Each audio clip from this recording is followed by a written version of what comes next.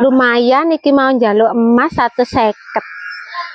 Padahal sing entek iku mek kecap ambek gula tok. Dadi sing 100 iso dicelengi.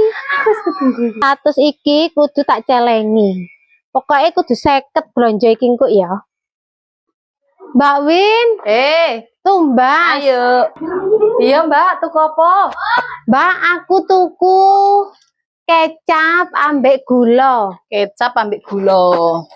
Iki. Kecape apa? Indofood apa Bango? Bango. Wes iku piro? 35, iki gulane 15, kecape 20.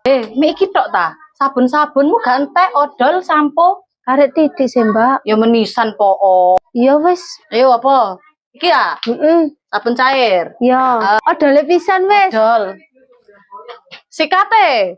Gak sik ono sikate. Sikate ono. Ya. Ya ngono ta menisan sik gak bolak-balik. Apa maneh sing 5, Mbak, kurang 1, Mbak. Iya.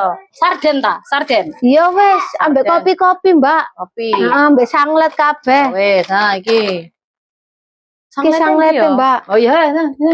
Oh ya minyak, Mbak, 1, Mbak. Minyak ta. Nah, ayo. Wes, Mbak, piro, Mbak? Iki kabeh totale 170. Mbak, 20 neng kok yo. Ya wis gak apa-apa, kok koyo ambek sapa wae. Ya, golekne ada. Nah, iki. Mbak Win suwon ya. Ya. Wes duwobol gara-gara Mbak Wiwin wes paling minus 20.000. Kasih dombati malah tekor. Oh no!